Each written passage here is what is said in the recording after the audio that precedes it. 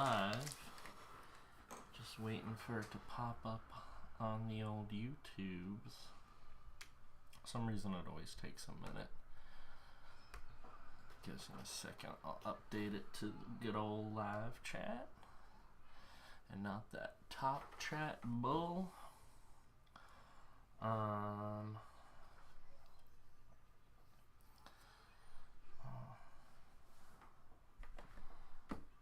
did adjust ultra low latency, so I don't know why it does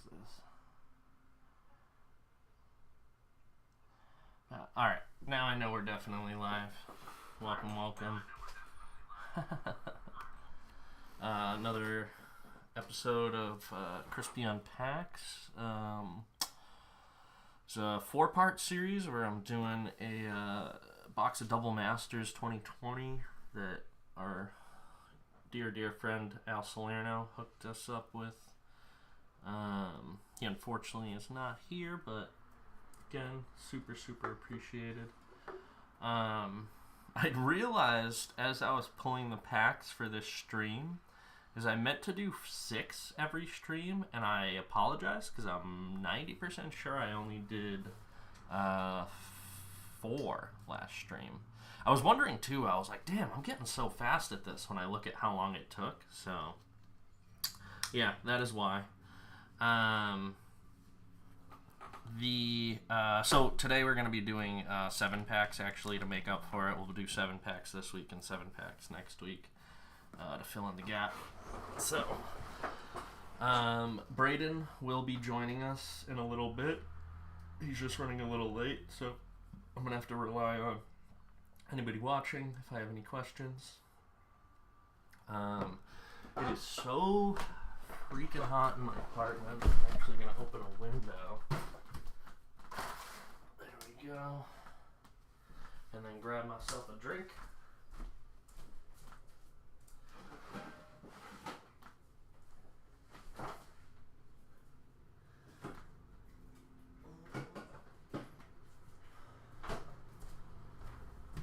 And then we will begin. I have to make sure I put my drink far away from the cards because I've... Apologies if you can hear that. That's the one downside to using the full room mic. I'm assuming that's coming through in the audio, but it's whatever. Yeah, I need to keep my water far away from the cards because I did spill them on my desk the other day, which was terrifying, but did not get on a single card, which was lucky. So my desk has seen better days though. Yeah, so without further ado, let us dive into the first pack. I guess this will be a little bit more fun. 7 packs plus a bonus pack, so 8 packs total. Last weekend I did the mystery box, which I'll get into next time I do another one, but yeah. So here we go. Let's dive in and see what we got. Oh, actually...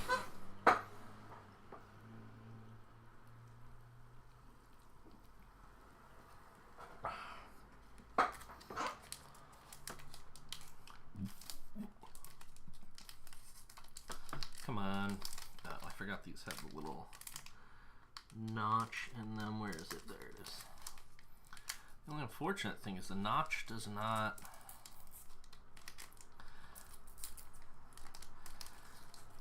necessarily allow me to rip it all the way down the pack. Yeah. But there we go. Let's try not to damage the cards. Ooh, that is a cool looking token. I don't know what it is, but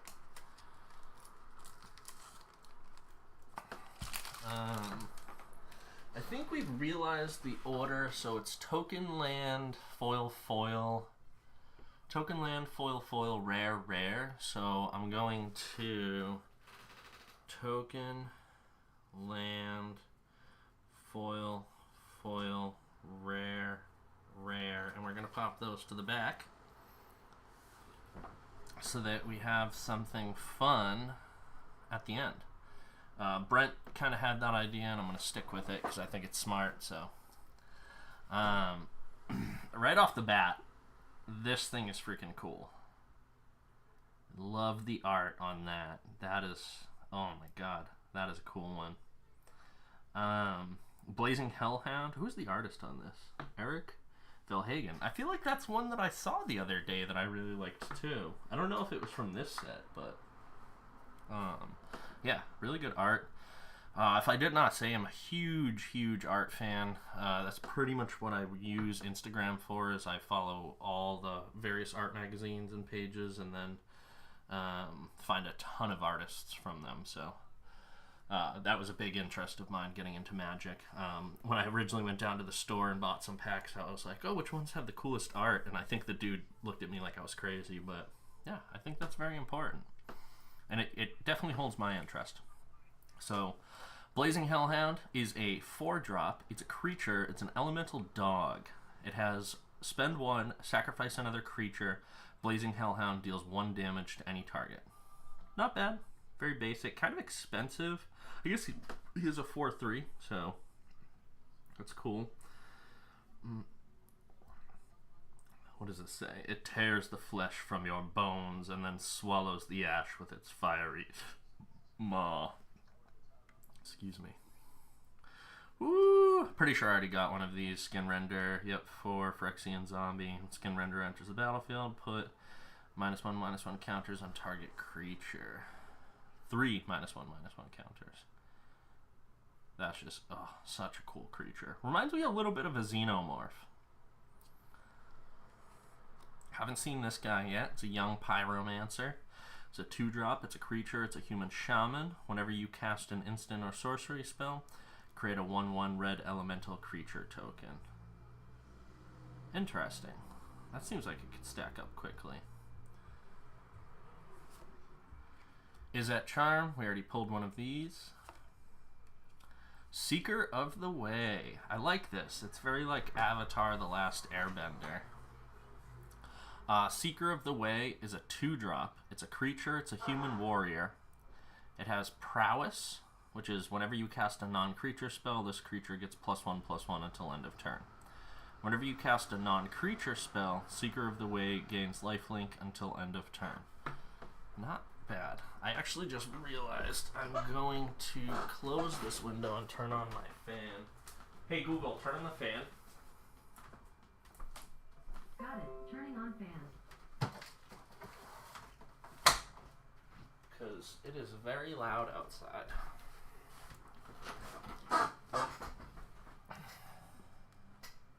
But, yeah. Nothing fancy, but I do like that card. Does he even have a tattoo on his forehead? Looks like he's got a third eye tattoo. Very, very cool. Whoa, what is going on here? Deranged Assistant. Deranged Assistant is a 2-drop. It's a creature, human wizard.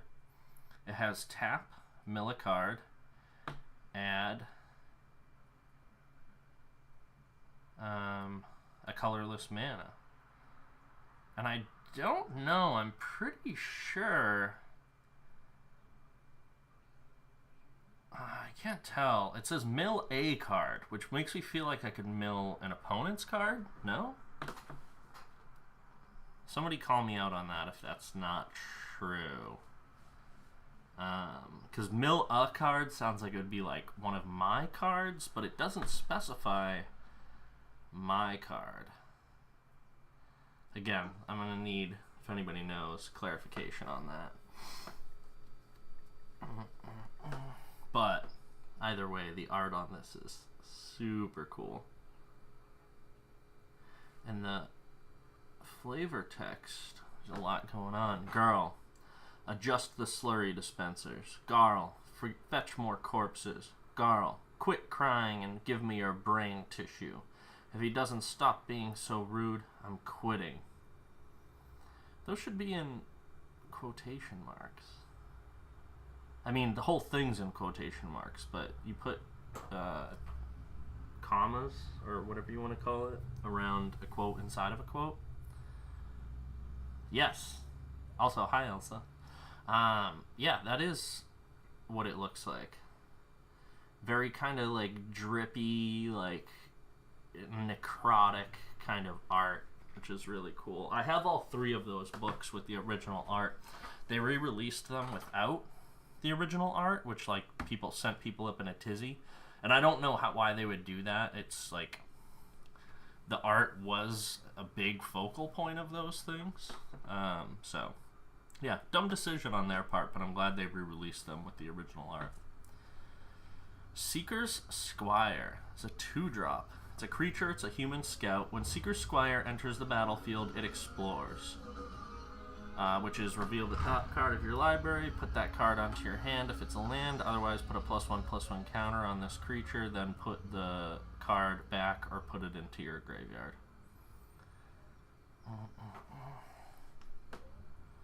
Nice. Very basic. Ooh. Augur Spree. This case. I don't know what's going on here. It's a 3-drop. It's an instant. Target creature gets +4/-4 until end of turn. Finally, a weapon the Boros can't confiscate. Fury. The proprietor of the Fury Review. I like that. Not so much the stylization of the art, but I just like what it's depicting. I think it's very cool. It's like it got speared with a xenomorph tail or something. Aliens on the brains. Monastery Swift Spear is a 1-drop. It's a creature, it's a human monk that has haste and prowess. Whenever you cast a non-creature spell, this gets +1. Oh yeah, we already did prowess, sorry. Takes me a couple of times reading them over and over to get down what they are. Again, I keep saying I'm relatively new, which I am, to like having my own magic cards and whatnot. I started playing probably like 10 years ago or so. Probably longer than that. Can't remember. Also, I don't know how loud those motorcycles are that just drove by. Again, tell me if it's like drowning out my voice, in which case I can turn down the sensitivity on the mic.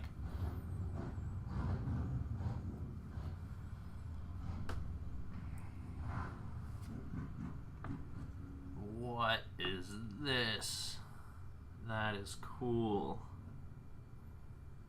Grapple with the Past is a 2-drop. It's an instant. Mill 3 cards. Then you may return a creature or land from your graveyard to your hand. Yeah, see, this says mill 3 cards. I feel like it would specify if it was your opponent's cards. So, I'm going to have to go with, I'm assuming that other card that said mill a card was my card. But Umrakul does not grant wishes. Desires simply align to her will. I really like what's going on in this card. Ooh, look at this guy. That is cool. I wonder if that's one of the Elder Dragons.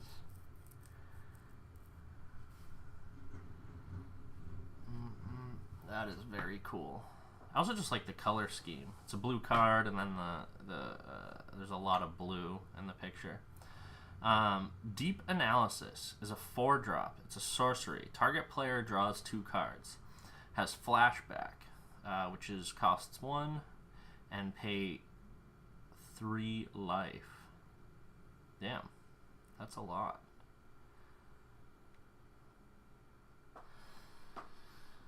Again, life is a resource.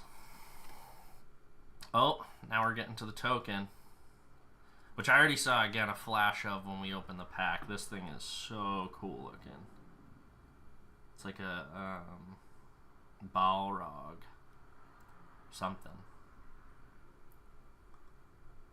And then what's on the back? I don't want to reveal what's underneath it. A Phyrexian Golem. Also very cool art. I really like this thing.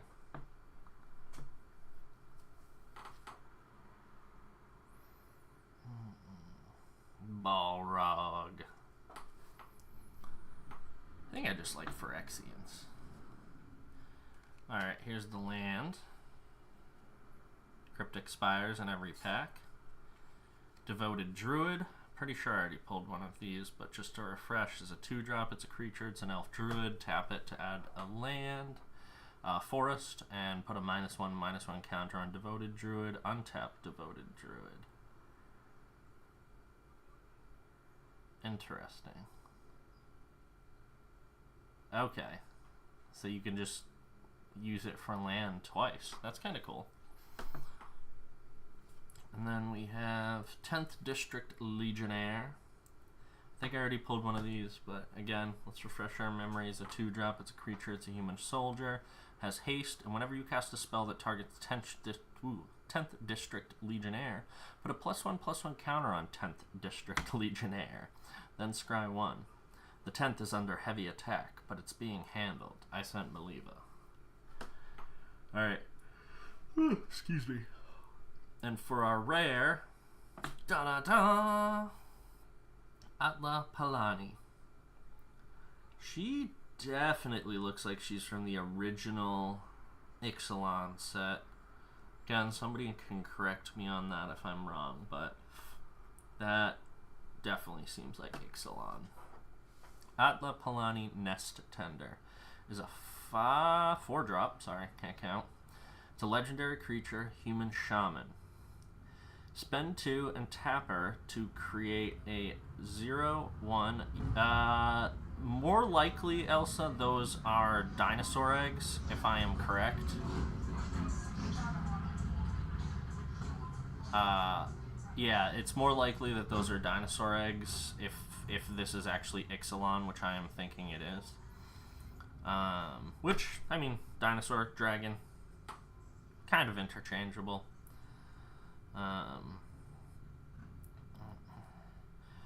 Whenever you, tap 2, spend 2, tap it, create a 0/1 green egg creature with defender.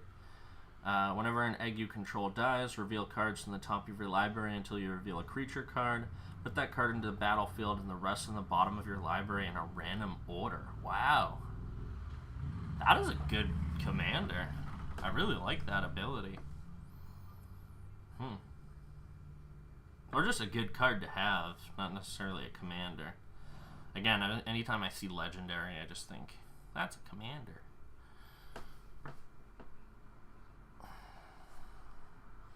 And then, what is this?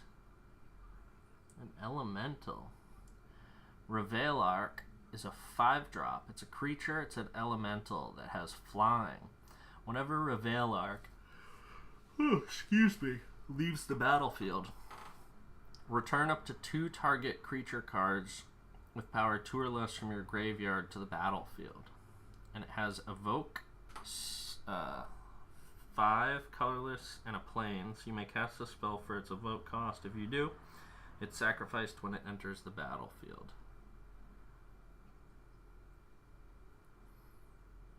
Interesting. Not bad. Alright, let's put that up there. Put those up there. I'm going to keep them separate so Brayden can look through them when he gets here. Yep, biblically accurate, Goose Angel. You are right. Alright, pack number 2.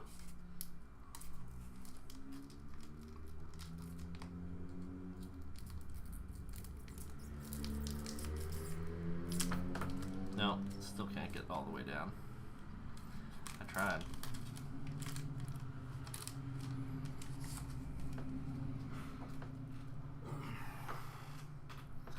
Oh, didn't mean to reveal the 1, 2,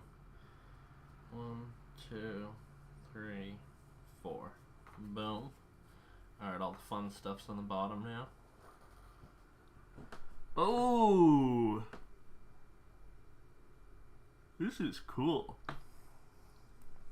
And creepy. Spider Spawning. It's a 5-drop. It's a sorcery. Create a 1/2 green spider creature token with reach for each creature card in your graveyard. And it has flashback.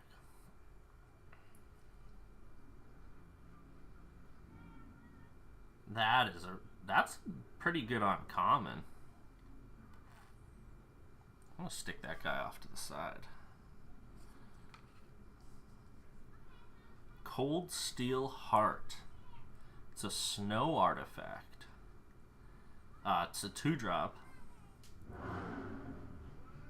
Cold Steel Heart enters the battlefield tapped. As Cold Steel Heart enters the battlefield, choose a color.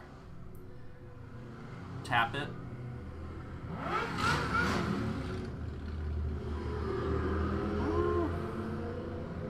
Sorry, people going crazy today because it's sunny. Add 1 mana of the chosen color. Interesting.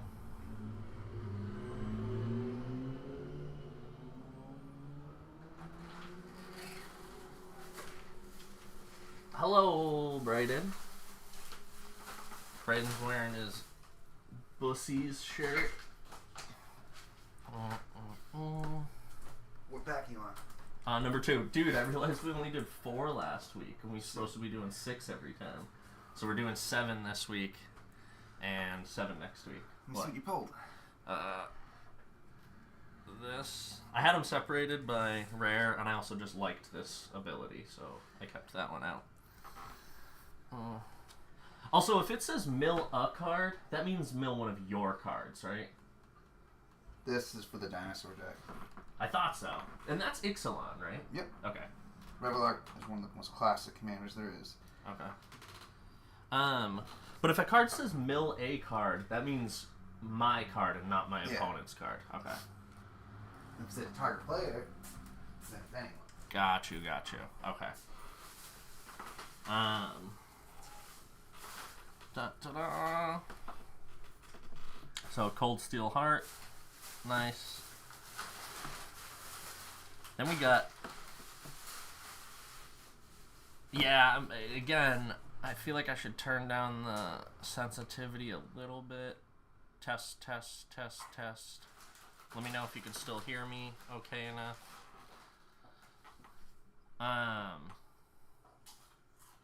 Golgari Rot Farm is a land. I really like the art on this one. It reminds me, which we got playing in the background, I'm watching Swamp Thing, which is really good. I did not expect it to be super horror.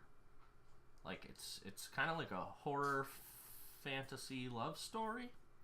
There's definitely some love story in there, but they're without any actual, like, physical affection. It's great. What is that clicking noise? Oh, you're I was like, I recognize it, but why can't I tell what he just did? It's my favorite towel dispenser. Yes, this card very much is on theme with what we're watching today. I should have mentioned Swamp Thing. It's really good. DC hero, anti-hero. Do you know anything about Swamp Thing? Is he a hero, anti-hero? Yeah, made by Alan Moore. Ah, of course it is. I knew that. Creator of the Watchmen. Well, he wasn't created by Alan Moore, but the most legendary run was done by him. Because isn't Swamp Thing, like, doesn't he predate DC? Kinda, yeah. Isn't he like like an old movie monster creature? Yeah. You haven't seen this, have you? I saw the black and white version. Oh, no. This is the new show. Never mind, I was thinking of Oh, yes. Werewolf by Night. Yeah, which has the Marvel version of Swamp Man Thing. Thing, yeah. Man Thing. It's really good. I've already watched it. I just put it on in the background. So again, Golgari Rot Farm, very much on brand with what we're watching today. Golgari Rot Farm enters the battlefield tapped. When Golgari Rot Farm enters the battlefield, return a land you control to its owner's hand.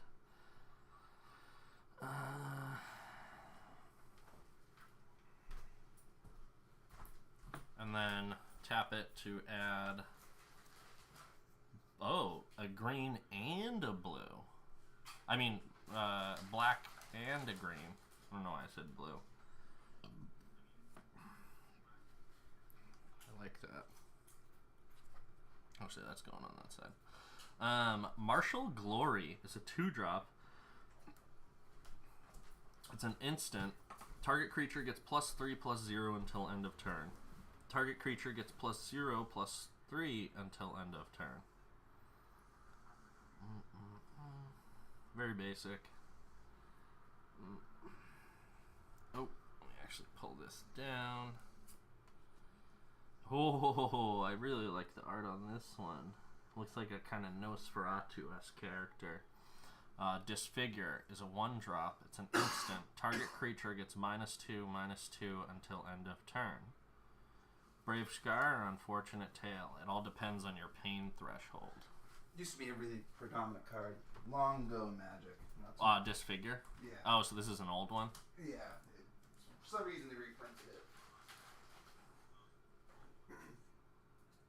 Very cool. Oh, I love my Phyrexians, man. Censor Splicer is a 5-drop. It's a creature, Phyrexian Artificer. When Censor Splicer enters the battlefield, create a 3/3 colorless Phyrexian Golem artifact creature token. That's a lot of words there. You already got the Golem token. Yes, I did. I think I actually... You mean today, right? Yeah, I just saw it in that first pack. Yep. Golem creatures you control have Vigilance. I really like the art on that one. That's very cool. Yeah, they gotta do more Golem cards so it can be a tribal.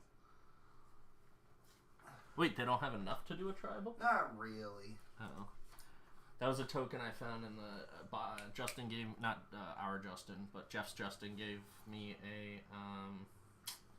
a box to store cards in, and that was in it. Oh. What's up, Brant? I don't know. Anything good so far? Yeah, both those first rares were good. Okay. Just these, Brent.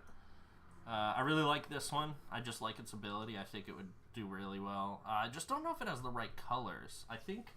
That was its own dinosaur. It was at the pre-con from Ixalan. Oh, okay. The original Ixalan. Yeah. Okay. That's really cool. And Revelark, he's a great card because he has tons of recursion. Like This one?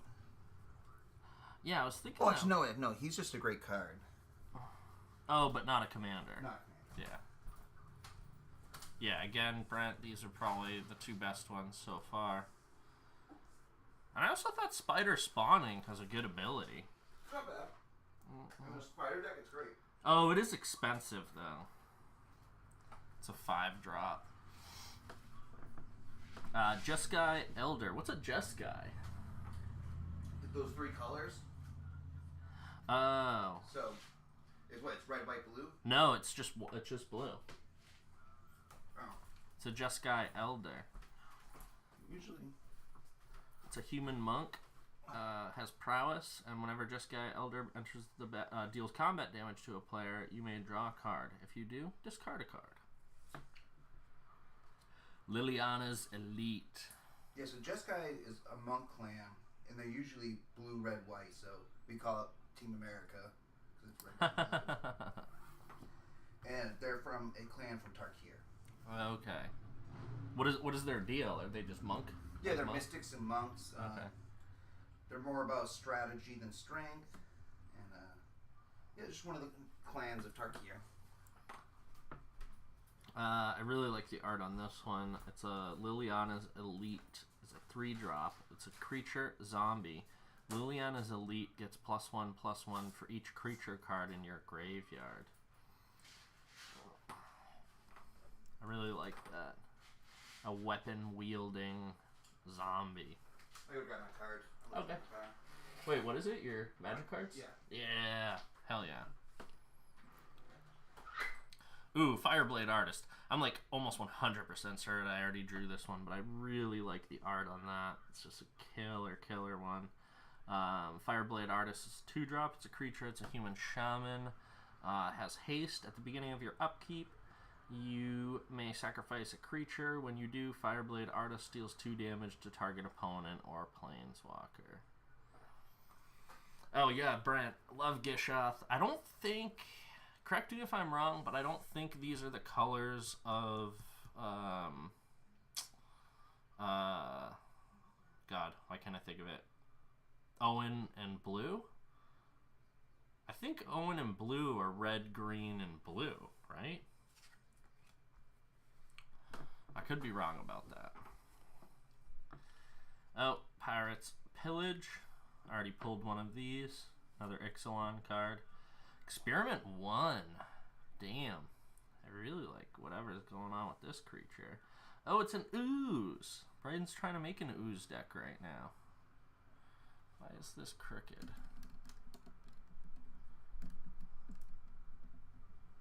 There we go. Creature, human ooze, has evolved. Whenever a creature enters the battlefield under your control, if that creature has greater power or toughness than this creature, put a +1/+1 counter on this creature. Remove 2 +1/+1 counters on this creature. Experiment 1. Wait, from Experiment 1, regenerate Experiment 1. What is regenerate?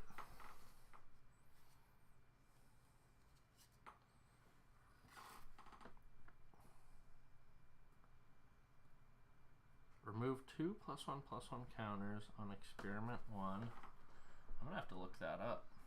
Unless anyone knows, because Braden just ran to his car. Regenerate, MTG.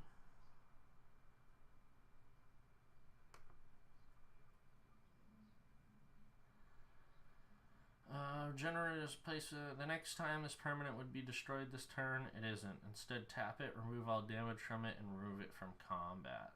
Well, if you remove it from combat, where does it go?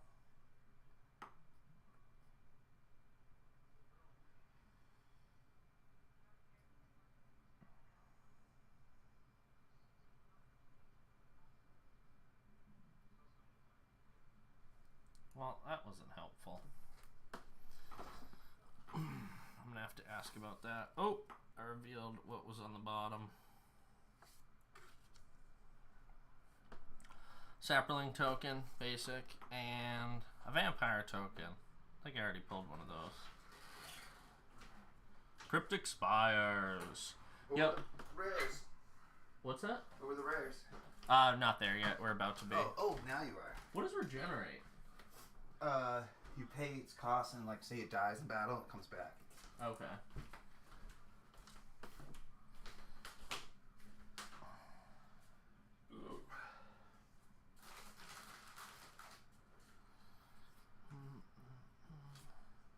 Seeker of the Way, so we've got a foil Seeker of the Way, Forbidden Alchemy. It's a 3-drop, it's an instant. Look at the top 4 cards of your library. Put one of them onto your hand and the rest into your graveyard. Flashback 7. I like that art. Wonder what Homeboy's up to. Now, the rare Monastery Mentor. This is a... Oh, let me switch back to this. Monastery Mentor is a 3-drop. It's a creature. Oh, it's a mythic rare. It's a creature. It's a human monk. Has prowess. And whenever you cast a non-creature spell, create a 1/1 monk creature token with prowess. Yep, pretty good card. That's another Just Guy card. Oh, okay. So he's part of the Just Guy clan. Maybe that was the theme for the pack. And then Dockside Extortionist. Ooh! Is that a good one? Ooh! I think I have one of these. No, you don't. I think I do. That's one of the best pulls you can get. Because I know this name. Because I play it. Oh, where? In Animar and another deck. It's one of the best pulls you can get. Why? What's it go for? It used to be a lot more. Because of the set, it went down. But I think it's still like a $50 card. What?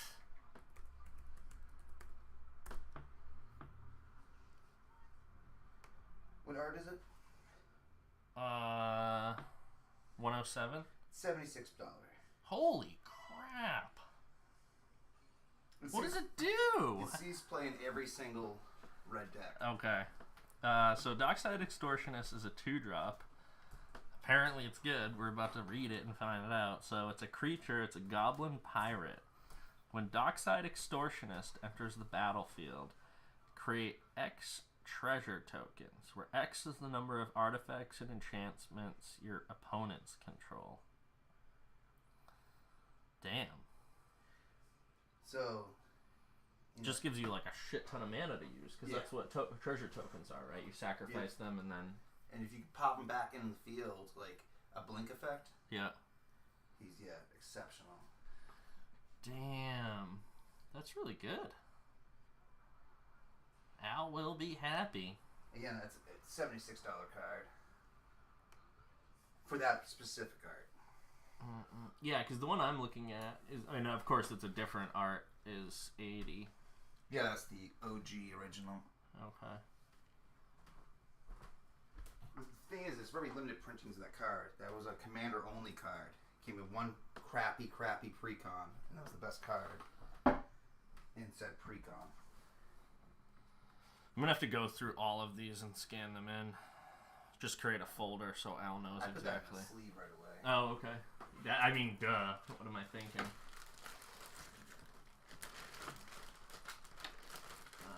Oh, wait. These sleeves. The double-sided.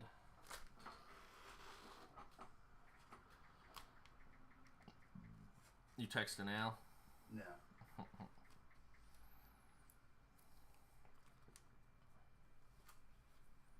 how is there? Your fan going? Is it in the room? Yeah.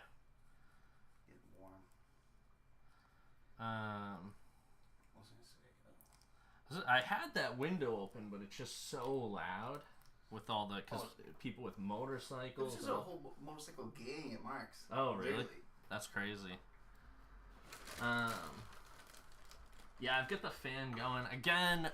It's getting like really close that we're gonna maybe do the AC this weekend if possible. I gotta text Tyler. Unless you want to talk to Dale. You said you have Dale's number? Yeah. Yeah, maybe if you want to text him, see if it's cool if we borrow a ladder this weekend. I think we have a ladder. I just don't know how big it is. But I don't think we need that tall of one. Look out the window in my bedroom. We just need one that reaches from the roof. Because there's a fire escape ladder to get onto the roof, so it's not that. We just need to be able to reach from the roof itself to the window. that's higher than you think. Oh, it is? Yeah. Alright. And there's going to be no heavy lifting. It's really just so that somebody could stand out there and kind of like brace it while I mount it. I think it's a 3-person job, honestly. So when it breaks the ladder, Okay. one person on the ladder, then you on the inside. Who else do you think we could help? I don't know. I know a strong kid named Brent. Oh. Brent, you want to help me put in my AC? He's gonna help me put mine in. Yeah, hell yeah. Even though I'm sure yours is a lot easier. Mine's like, it's just because it's so big. I literally have to take off the entire casing to mount the bottom pieces to it. I might not have to, though. We'll see.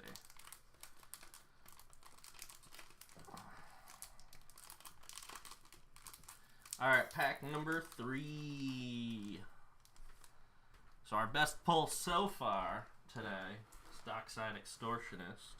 It might be the best pull overall. You think so? Yeah. Oh, I forgot I've been doing what Brent did. 1, 2, 3, 4, 5, 6.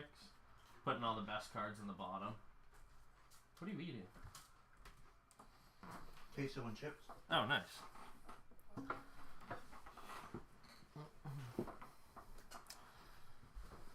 Alright, I really like the card on this one.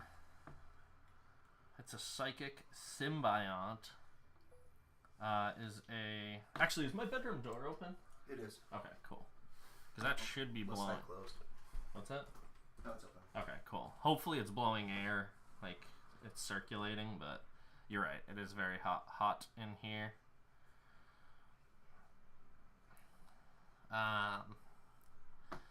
Psychic Symbiont is a 6-drop. It's a creature, nightmare, horror.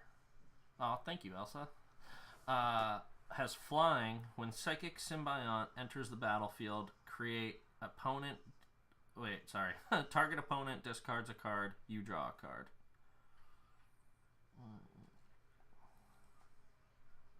Really like that art. That creature is super cool. You know what you could do? I don't know if it would fit if you wanted to put the fan in that window. That's fine. Just need some airflow. Graveblade Marauder is a 3-drop. It's a creature. It's a human warrior. Has Death Touch, and when Graveblade Marauder deals combat damage to a player, that player loses life equal to the number of creature cards in your graveyard. Interesting. Its name is thematically on point with its ability. Whoa, what are these? Sidraxis Specters. These look like the floating Phyrexian, like, drone things. Yeah, for sure. Like Ataxian. Yeah. Is a 3-drop. Creature Specter. Has flying. Whenever Sidraxis Specter deals combat damage to a player, that player discards a card. Also has Unearth, which I don't think I've seen before, but we're about to learn. Unearth, you spend 1 and a swamp. Return this card from your graveyard to the battlefield. It gains haste. Exile it at the beginning of the next end step, or if it would leave the battlefield. Unearth only as a sorcery. Interesting. Yeah, it's just so you can resurrect it for combat, and then for a sack outlet. Okay. And also has flying, which is nice. Yeah. It also looks like these things are like this is a like horse and carriage kind of thing, like I can't see my phone. like a necrotic horse and carriage. That's pretty cool. Oh, another Izzet Charm. Another Disfigure. We have an Aven Initiate. I think that's Initiate, like the noun, and not what's the word? Initiate as a verb. I'm pretty sure. Is a 4-drop. It's a creature. It's a bird warrior. Has flying and embalm. I haven't seen this before. Embalm, you spend 6 in an island, exile this card from your graveyard, create a token that's a copy of it, except it's a white zombie bird warrior with no mana cost.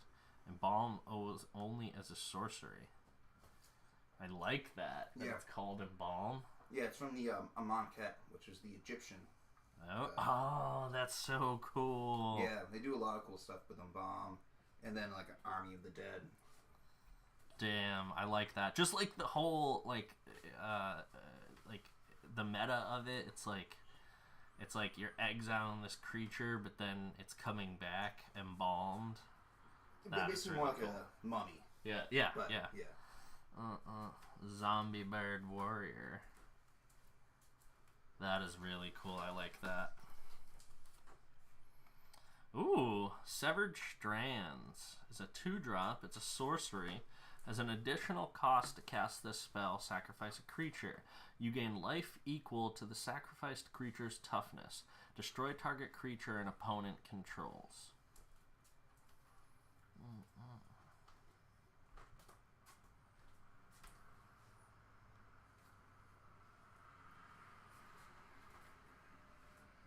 Damn. So you get to sacrifice one of your creatures, get all of that health, and then also destroy one of your opponent's creatures. That's not bad. Oh, another Seeker of the Way. It's funny I haven't pulled one of these yet, and today I've pulled 3 of them. That's how it is. Another Pirate's Pillage. Another Experiment 1. Experiment 1 was a really good card when it originally came out. Wait, why? It's just a good, solid 1-drop. Okay. Oh, damn. I didn't even... It's like does a lot for only being 1 mana. Yep. This is one of the... What do you call them? Air dragons? Elder Dragons. Elder dragons? What Yeah. is air dragon? Isn't that a thing? In D&D. Oh, okay. Who is this? Nico Bolas. I was about to say, is that Nico Bolas? Mm-hmm. I already pulled one of these today. A zombie creature token, and then on the back we've got a knight. A knight. Cryptic Spires. Oh, I guess I don't have to. Relief Captain. It's a 4-drop. Relief Captain. It's a creature core knight ally. What's a core knight? That's the race. Okay. What is their like specialty, or what is their like? They're kind of like infused with spirits, I believe. Okay. I'm not too sure about the core. When relief captain enters the battlefield, support 3. Put a +1/+1 counter on each of up to 3 other target creatures. Excuse me. Very cool. Oh, dude, we got 2 Pirates Pillage in this one pack, but one is a Yeah. foil. They got us. Ooh, Ether Vial. Ooh. Is that a good one? Yeah, it's a pretty good pull. It's because it's full art borderless. Ether Vial is a very powerful card. Really? Yeah. I just don't know what that one.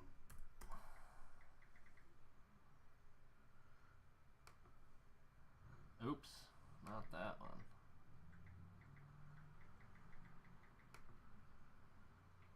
Not this art, but says one goes for $7. I would say on average 7 to 10. Okay. What you're gonna get for it. I really, really like this one. So Ether Vial is a 1-drop. It's an artifact. At the beginning of your upkeep, you may put a charge counter on Ether Vial. Tap it, you may put a creature card with mana value equal to the number of charge counters on Ether Vial from your hand onto the battlefield. So the cool thing about that is you may put a charge counter. You can keep it at 2 or 3, and if all the cards in your deck only cost 2 or 3 mana, Yeah. you get to put a free one into play every turn. Or you can let it build up so you can do a big drop. And it's almost like mana. It's because you're just like casting cards for charge counters instead of mana, essentially. In a way, if you're casting for free only if it's equal. It has to be equal to the amount of charge counters. Okay. So that's why you would want to... I thought like equal then or less too, but... So like an elf deck, Yeah. a lot of the best cards cost 3 mana. Yeah. So you either keep it at 3 or 2. Okay. So you can keep dropping stuff. So. And there's no way to remove the charge counters. Oh, it there's looks like. definitely ways to remove counters.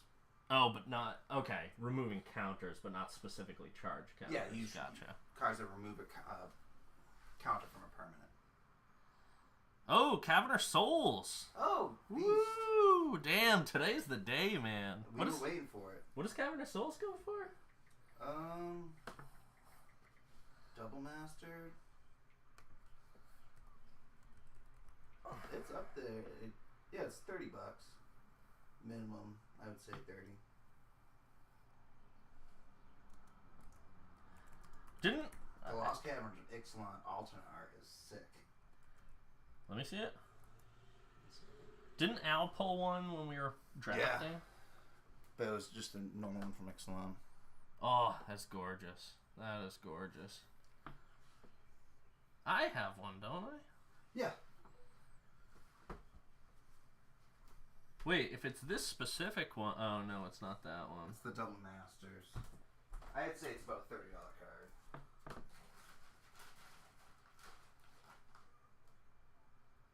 Damn.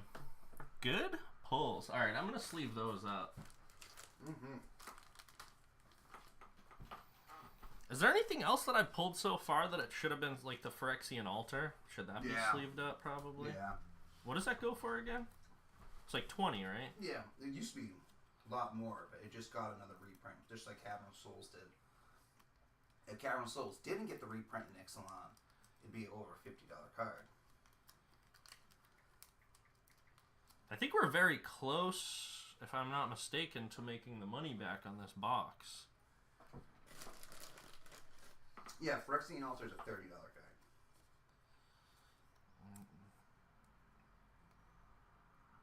Oh, I gotta stop sleeving these like this. You need to get some perfect bits. What do you mean? They're the ones that have the flap. No, that's what this is. That's Yeah. what it is. But the problem is, what I'm doing is I'm putting the flap underneath, so when I try and put it in, it gets stuck on the edges, so I gotta put the flap on top. Yeah. I'll do it with this one. Learned my lesson. I am. It's actually textile. Yeah. Tell him the 3 good pulls we had today. I don't. Does he know about Phyrexian Altar? I feel like that was the second And I haven't don't think seen he him has. since. Well, we have. We just didn't bring it up.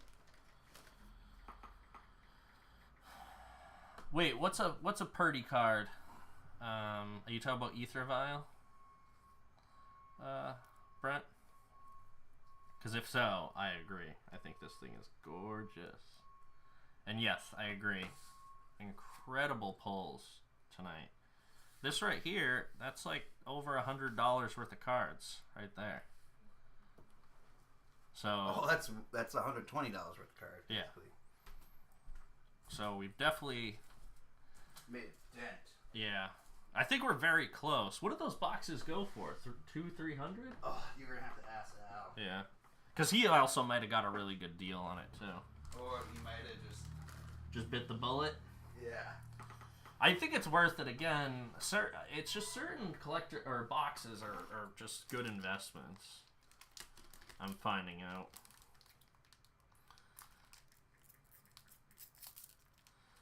Speaking of, I got one of those. Speaking of okay investments. Oh yeah, no. I think they're going for like it's just a draft booster, right? Yep. Yeah. 200. 240 is what I'm seeing the average at. Okay. 225. So those 3 pulls there paid for half of it. Yeah, and I think with the other pulls from before we're close.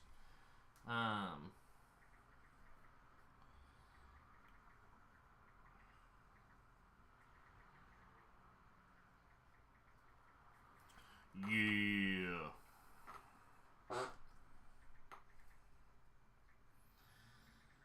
All right. Biogenic upgrade. We already pulled one of these. Oh, dude. This thing is cool. This is definitely getting put off to the side. Rakdos Carnarium, but it's a full art, a borderless. Oh yeah. Those are all gonna be good. That is beautiful. Is that Remember worth anything or? Not really. Okay. But like, you remember the Demir Guildgate? No, what is it? It's just another full art, similar land. Oh, that we already pulled. Yeah. Got you.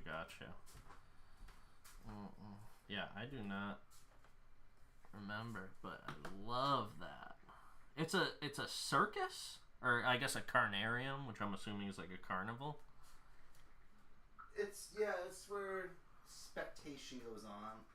It's kind of like, I feel like with the Rakdos, it's like torturing people in front of a crowd. Oh, holy shit! They have a whole bunch of black and red jesters that do pretty bad stuff to people. So more like a It's definitely akin to a circus. Okay.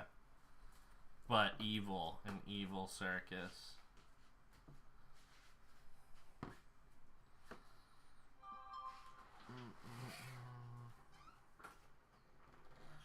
Dang.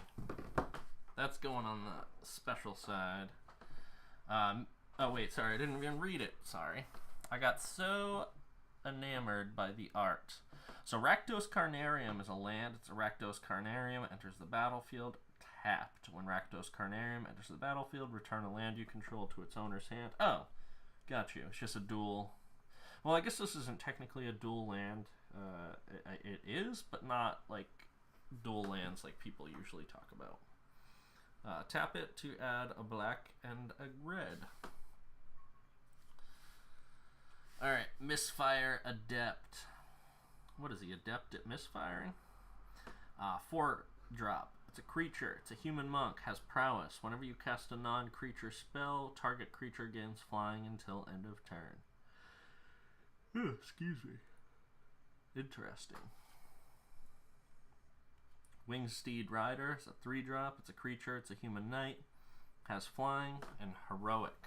Whenever you cast a spell that targets Winged Steed Rider, put a +1/+1 counter on Winged Steed Rider. Trust is the only bridle a Pegasus will accept. Very cool. Brindle Shoat. Already pulled one of those. Balustrade Spy is a 4 drop. It's a creature. It's a vampire rogue. Has flying. When Balustrade Spy enters the battlefield, Target player reveals cards from the top of their library until they reveal a land card, then puts those cards into their graveyard. Ooh, another Relief Captain. Another Forbidden Alchemy. Ho ho ho ho ho! That is cool.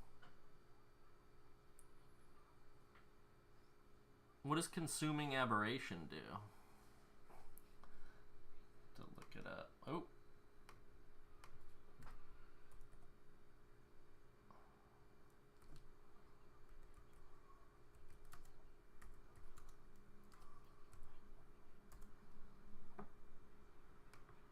Oh, I already pulled Consuming Aberration.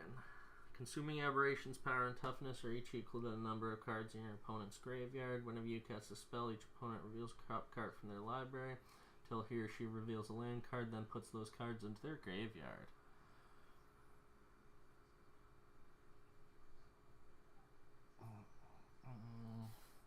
This thing is beautiful. I really, really like this. Coiling Oracle is a 2-drop. It's a creature. It's a snake elf druid. When Coiling Oracle enters the battlefield, reveal the top card of your library. If it's a land card, put it onto the battlefield. Otherwise, put that card into your hand. Members of the Simic Combine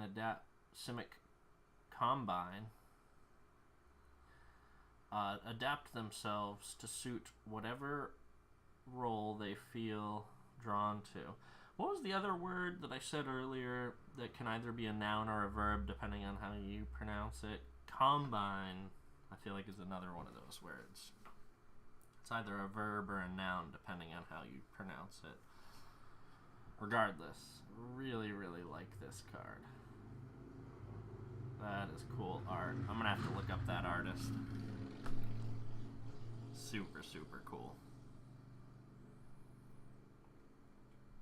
Hissing Iguanar is a 3-drop. It's a creature. It's a lizard. Whenever another creature dies, you may have Hissing Iguanar deal 1 damage to target player or planeswalker. I love that Coiling Oracle. Ah, dude, it's so cool. I pulled that in the draft. But not, of course, this art. No, I did, yeah. I did a Double Masters draft. Oh. Are you familiar with this artist, Richard Kane Ferguson? Yeah, he's the guy I told you about. You already pulled one of his cards. Oh, he's a classic artist, yes. Right? Okay. We're looking for the Marchesa. That he did? Is Yeah. That's in this? Yeah. Okay. Oh, got another Tusk Guard Captain. Oh, Bear Token. Oh, I guess I keep pulling this away, but I don't have to because it's Crypsis Spears. And then Eldrazi Scion underneath. Cryptic Spires. Heroic Reinforcements. Pretty sure I already pulled this. Nothing crazy. Ooh. I like this. Dark Dweller Oracle. It's a 2-drop. It's a creature, Goblin Shaman. Has spend 1, sacrifice a creature, exile the top card of your library. You may play that card this turn.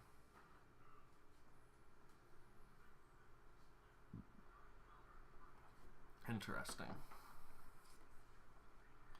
Necrotic Ooze. Ooh, classic. Would this go in your Ooze deck? Yes. Okay. So a 4-drop and creature, it's an Ooze. As long as a Necrotic Ooze is in the battlefield, it has all activated abilities of all creature cards and all... What? That's really good, no? Yeah, it's great. Damn. Damn. That is really cool. I like that. And then our final card of the pack is Bedlam Reveler. Is a 8-drop. It's a creature. It's a devil horror. This spell costs 1 less to cast for each instant and sorcery card in your graveyard. Has prowess. When Bedlam Reveler enters the battlefield, discard your hand, then draw 3 cards. Very cool. Like that little creature.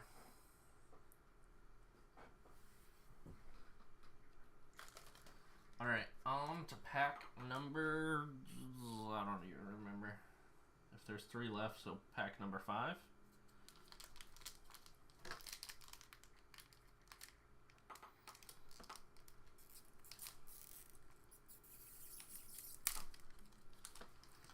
Beep boop.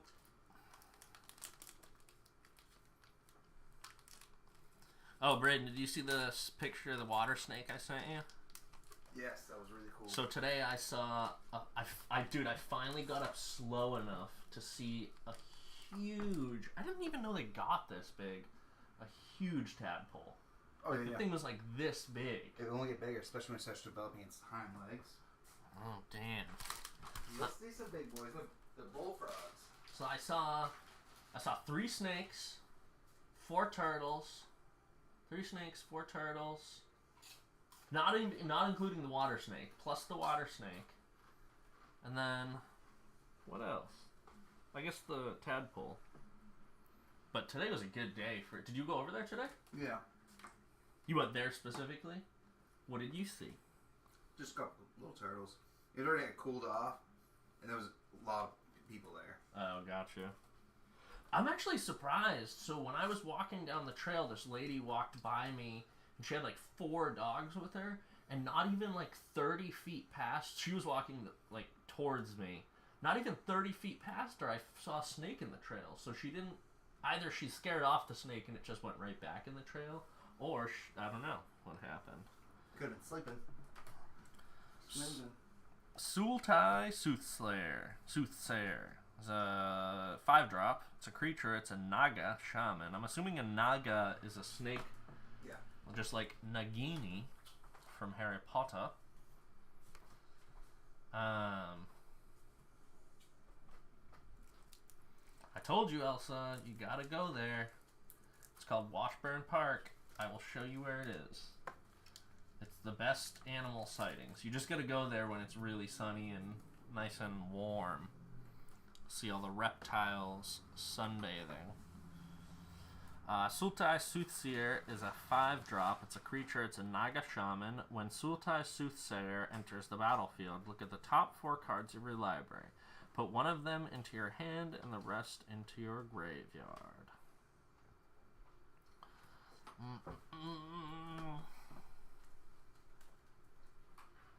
Like that one. Cool art. Wall of Omens. It's a 2-drop. It's a creature. It's a wall. How is a wall a creature? Has Defender. When Wall of Omens enters the battlefield, draw a card. So walls, I'm assuming, never have what's the word I'm looking for? Power. They only have toughness. Barely any power usually. Okay. But what's cool is there's a couple cards like Dorian. Yeah. Pat used to have a great Dorian deck. It lets creatures with Defender attack and use their toughness instead of power. Oh, okay. I think I've heard of that. Not that specific card, but I've heard of that. Pat had a great Dorian deck from back in the day. Where would y'all play together? Geoff's, Pat's place a couple times. Oh, when he lived with all the homies, right? Yeah. Okay. Prophetic Bolt is a 5-drop. It's an instant. Prophetic Bolt deals 4 damage to any target. Look at the top 4 cards of your library. Put one of those cards into your hand and the rest in the bottom of your library in any order. Not bad. Ooh, I like this. Bloodwater Entity. It's a 3-drop. It's a creature, elemental, has flying, prowess. When Bloodwater Entity enters the battlefield, you may put target instant or sorcery card from your graveyard on top of your library.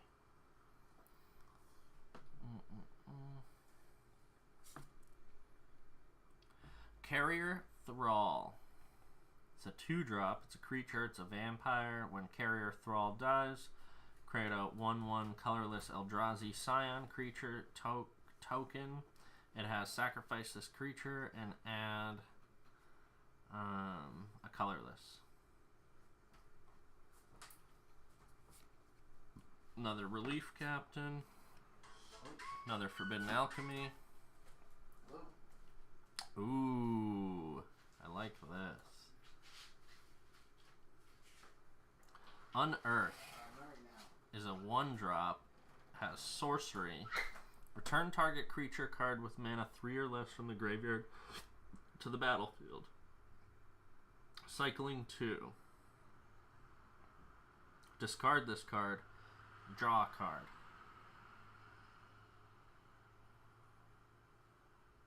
Yeah, so cycling. Again, I have a theory. Maybe not as much a theory, but I just think if. Where's an example? Unless. That's a bad example.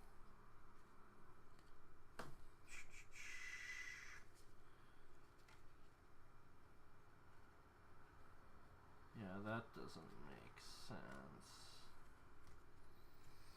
There's a card with a frickin' ability on it. Or an ability that costs something. Here we go. So like this, it has the mana cost and then the ability. Whereas this is the ability, then the mana cost. And I think the distinction here is you cast that or use that ability from the battlefield. Whereas this ability needs to be used from your hand. That might just be specific to cycling, because again, I was just looking at the heck is it? Oh, like flashback. Flashback means the cost is spent from your graveyard. So maybe it's just like if the mana cost comes after the ability, it means it's cast from somewhere, or the ability is used from somewhere other than the battlefield. Whereas this ability is used while it's on the battlefield. I don't know, just a theory I have. Curious if I'm correct. Alma, you go back over there, you go back over here, and you go back to the cool card pile with all the other borderless cards we pulled today.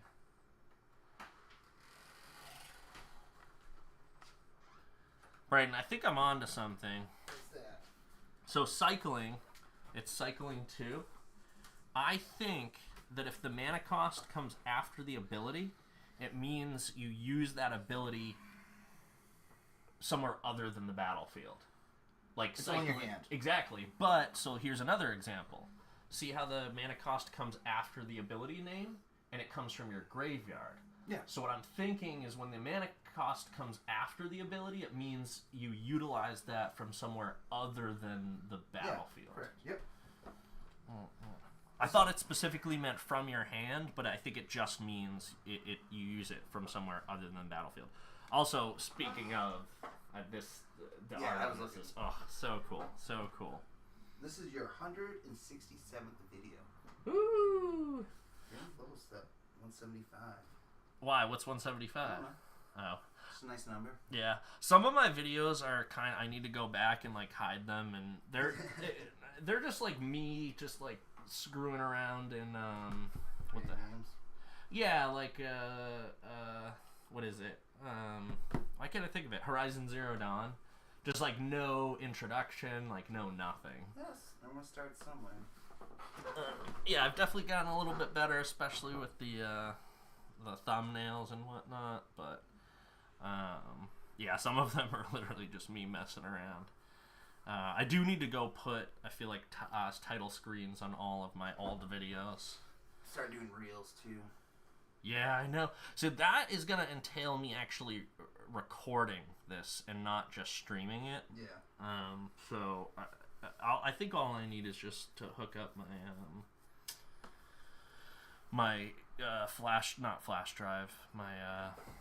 hard drive, so that I can actually have storage space to record some of this stuff.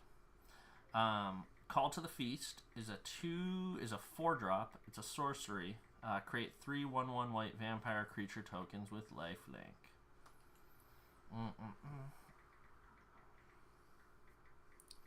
Cool.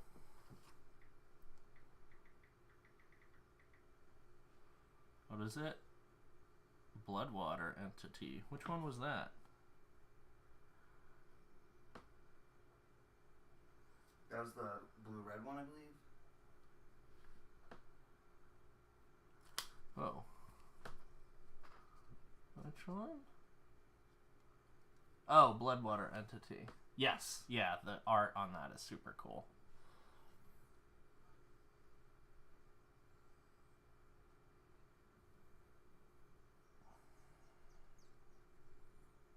Brayden, you talking about the drag brush?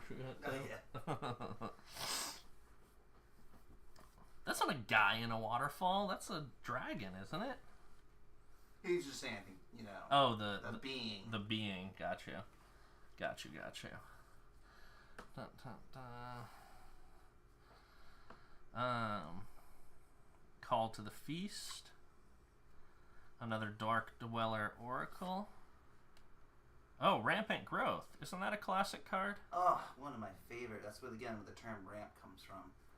Search your library for a basic land card. Put that card into the... Yeah, you got that one last Double tap. Masters opening. I love that art. It doesn't really feel like it's a Rampant Growth art, but it's really cool art. Damn. Again, very thematic to what we're watching. That's Swamp Thing's abilities. He can control plants. He might be, like, it's not just because the series is cool and it's, like, very horror themed, but I think he's a cool hero. Again, I don't know if he's a hero per se. But if I have all 6, I believe it's only 6 issues of the Alan Moore Swamp Thing, if you ever want to read it. The art is so stunningly beautiful. Is he the artist or is he just a writer? Both. Okay. Because I know he also did all those sexy, like Alice in Wonderland, I think, and like other things. I mostly know him for League of Extraordinary Gentlemen. Oh yes, I love League of Extraordinary Gentlemen. Again, the big one, the Watchmen. Yeah, I got made fun of for liking that movie. Because it's not the best, but, you know, it's got freaking Sean Connery in it, man. The movie you regret doing the most, I think that's the one he said made him quit acting. Oh, really? He didn't even like it? Yeah, just because it flopped. It was just because it flopped. I think it needed a great role. I think everyone did great. Yeah, I think it might have just been, like, not the right time to do a movie like that. It was one of those movies, again, they did too much setting everything up instead of telling a compelling storyline. They were setting up for the second movie. Which never happened. Yeah. Alan Moore actually donated all of his proceeds from that movie to something, I think a charity. Oh, that's nice. But yeah, I think if it were maybe done now in a better way, now that heroes are so popular and stuff like that. Because it was when hero movies weren't that good. So, but... League of Extraordinary Gentlemen. I've also read the comics. League of Extraordinary Gentlemen are really cool.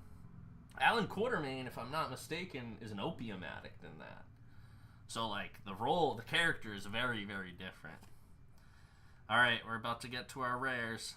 We got another bear. I gotta remember, and then Eldrazi Scion. Cryptic Spires. There we go. Unearth.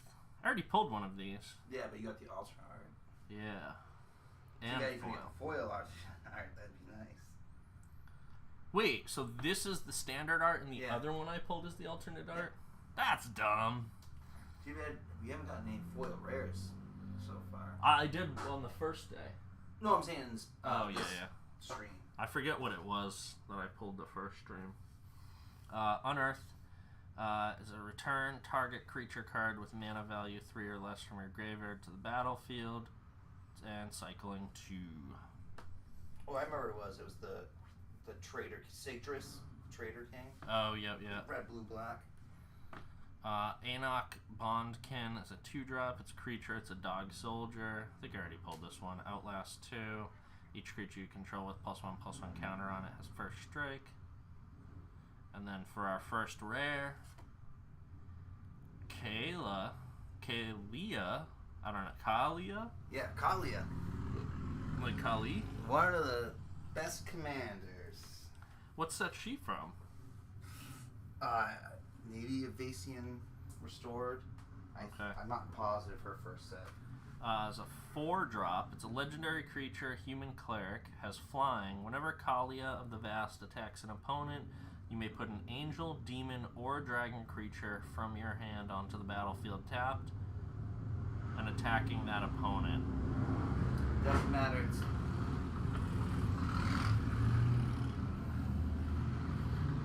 Dude, Doesn't matter the creature's CMC. You can put any of those into the battlefield attacking. wait, what is CMC? Converted mana cost. Oh, okay. So you can put your biggest baddie demon or dragon or angel automatically onto the battlefield attacking. Damn. I'm not gonna say it's the best commander, but it's a super, super powerful commander. People love that card. Wow. That is really good. Yeah, like Brent said, just her. Oh wait, 1 second. No. It's when she attacks, not into the battlefield, though. Gotcha. But if you have multiple combats, which is easy to do. And she has flying, so if I know flying's easier to attack with than other creature types or other abilities. But again, no, it's easy to get multiple combat rounds, especially in red-white. Yeah. Like, is it just me, or is flying more prevalent than reach? It seems that way to me. yeah, I would say so. So it's almost like balanced that like flying is such a good ability, and it's not. They don't like nerf it by having also a lot of reach creatures out there. Again, if flying's so prevalent, the only way to block flying is with flying. Oh, or flying. Got you. So. Or reach. I didn't even think of that. Rurik Thar, the Unbowed. Oh, another great card. Yeah, thank you, Brent. I don't know why I wasn't thinking of that. Rurik Thar, the Unbowed, is a 6-drop. It's a legendary creature, ogre warrior, has vigilance and reach. Speak of the devil. Rurik Thar, the Unbowed, attacks each combat if able. Whenever a player casts a non-creature spell, Rurik Thar deals 6 damage to that player. Whoa! He's such a troll. Damn. He's a troll to the T. I guess to the L. And he's, you would use him as a commander, I'm assuming? No, just one of the 99. Okay. He's not a bad commander, but he doesn't really like buff or do anything to your other creatures. He's super oppressive. Is anytime you play a non-creature spell, they're taking 6 damage. Or whenever an opponent casts a non-creature, they're taking 6 damage. No, it says whenever a player, because Brent just said you can hit yourself with it. But he's in a red-green deck, so you're playing a creature-heavy deck. You're not going to be playing many non-creatures. So it's a red-green creature-heavy deck. Okay. Damn. He's a classic EDH card. I like that. But again, if you get into play against a blue player, yeah, they're going to kind of hate their lives. All right, Brandon, do you want to do second to last? Yeah, why not? Let's do it. Just bless that pack, Brandon. Bless it. Bless It it. looks like a thickie, too. No, it's a little loose. That's the money pack. Oh, and remember to reorder the cards. What is it, the top 5?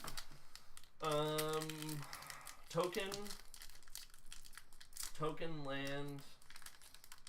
No, it's the top 6. Top 6. Alright, for the token. Yeah, token land. Foil, rare.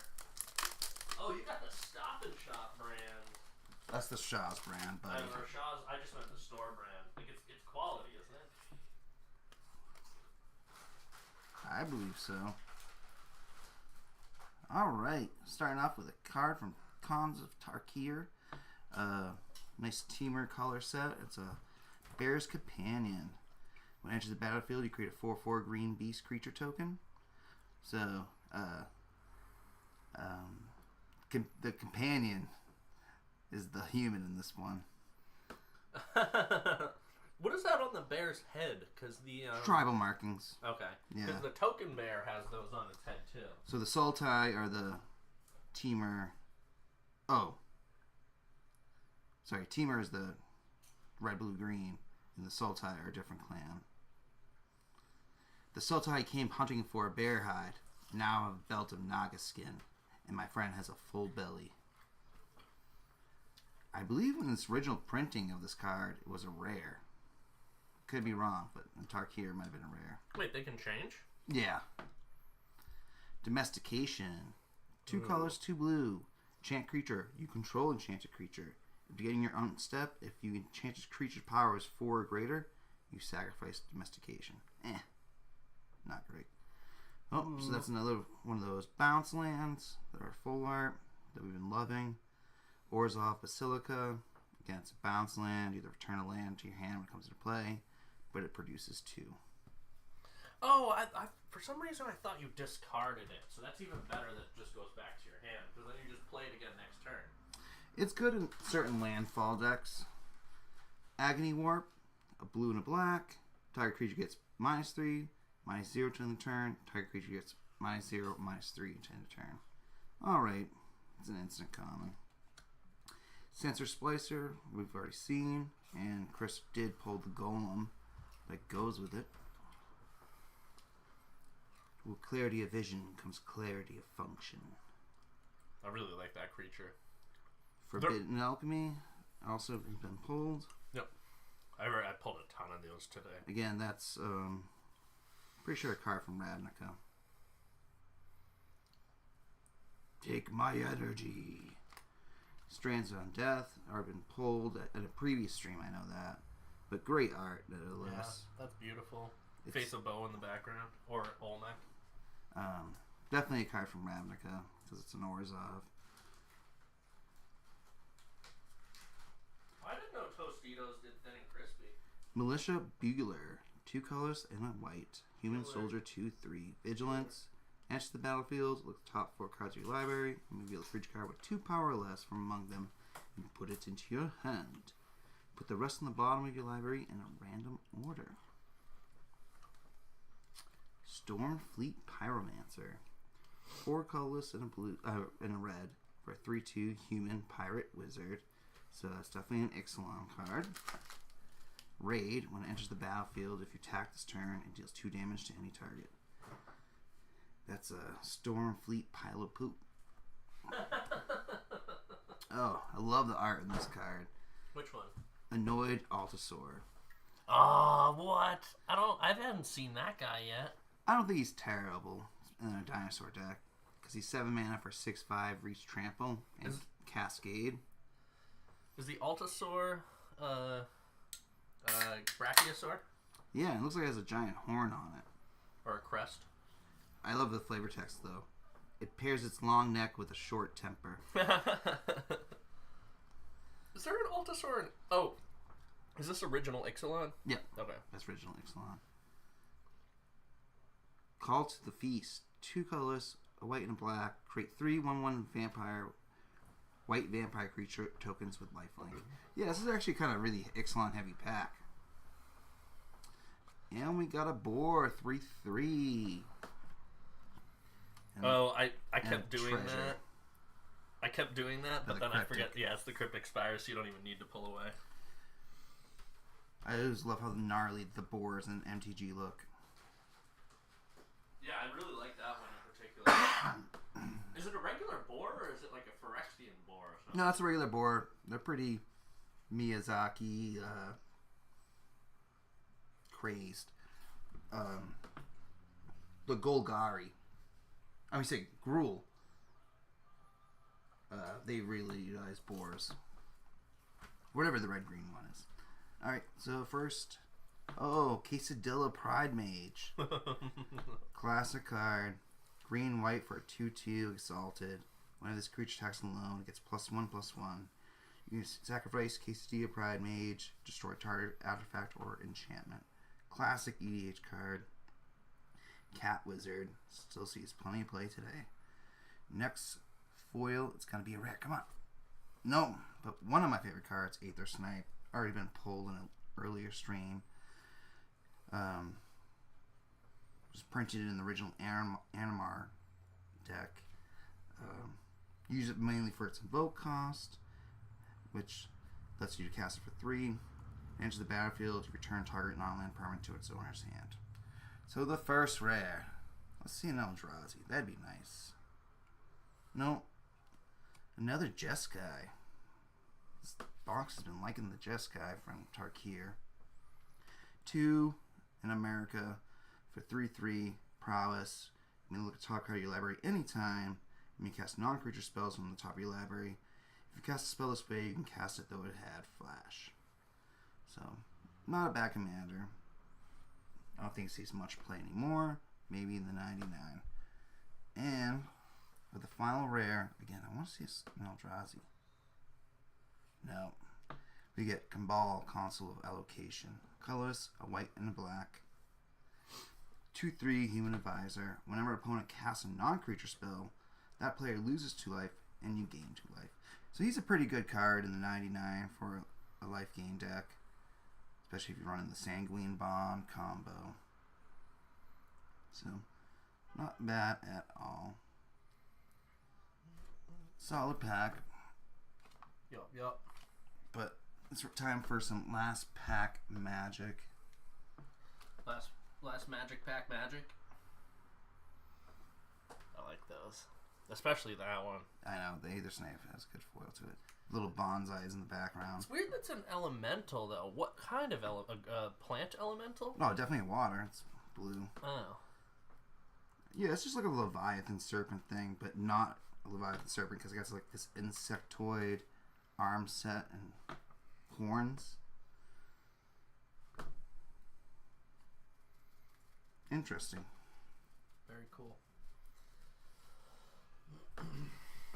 The box is starting to fill up. I'm going to have to start storing them in something else. I'm trying to keep them all together. Yeah, I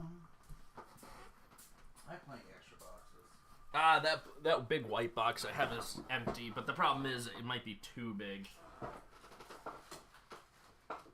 I also have this Karlov Manor box, but this is, I think, is for a 60 card deck. Yeah.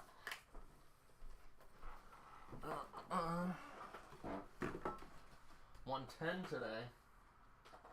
Just want my money back. Yeah. I gotta do the second chance drawing on that. Alright. So it is time for the final Double Masters pack of the night. Because as always, we've got a little surprise bonus pack. I'll let Braden pick it. Oh. That did not rip properly. Try not to bend these edges.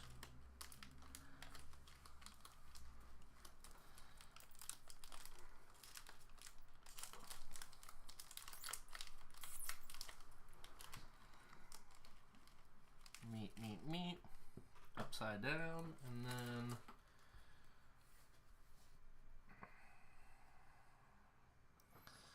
alright. So, token, land, foil, rare. Again, Brent, thank you for that idea. It's very smart. Whoa! This art is cool. I really like this. So we've got Inquisition of Kozilek. So 1-drop. It's a sorcery. Target player reveals their hand. You choose a non-land card from it with mana value 3 or less. That player discards that card. Yeah, great card. Yeah, you used to see a lot more play. The early days Commander. People still run it. It's still a great budget card and just a solid card overall. Also, this is just sick art. What is that creature on there? He's a Phyrexian. Oh, okay. So Kozilek is one of the big baddies of the Phyrexians. How long have Phyrexians been around? Since the original Zendikar set. Like, how many years ago? That's a good question now. Oh, dude, look. There's an Altasaur right here. On the back of there. Oh, yeah. It's got its big crest thing on there. That's sick. Were they the first big baddies? No. Phyrexians came out before that, and then they got wiped out and came back. There was also the Thrall. What are the Thrall? They're like kind of like demons. Okay. There was a lot of other big baddies beforehand.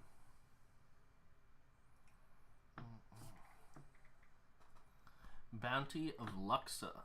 It's a 4-drop. It's an enchantment. At the beginning of your pre-combat main phase, remove all flood counters from Bounty of Luxa. If no counters are removed this way, put a flood counter of Bounty of the Luxa and draw a card. Otherwise, add a colorless, a green, and blue.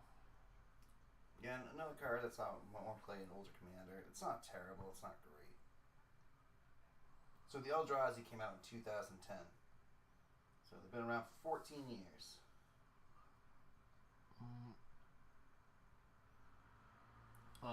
So 2010? Yeah. Okay, interesting. That's a long time. Abzan Falconer. I like this art. It's like very classic. It's a 3-drop. Actually, let me see if I can move this down a little bit. I didn't realize how many Tarsier cards have been in this set.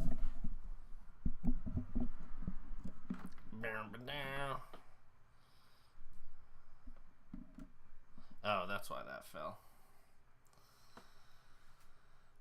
No, that's better. Abzan Falconer is a 3-drop Falconer. Excuse me, not Falconer. It's a creature. It's a human soldier. Has Outlast. Spend a plains, tap it, put a +1/+1 counter on this creature. Outlast only as a sorcery. Each creature you control with a +1/+1 counter on it has flying. So he basically gives himself flying. And if any other creatures with 1/1 counters also will have flying. That's really cool. So yeah, again, a lot of the white guys in that set do give themselves 1/1s. Ooh, Traveler's Amulet. I think we already pulled this one, but I just like the art. I think you actually pulled it in a different set. Oh, really? It's a common card, yeah. I don't think you pulled it in this particular box. Okay.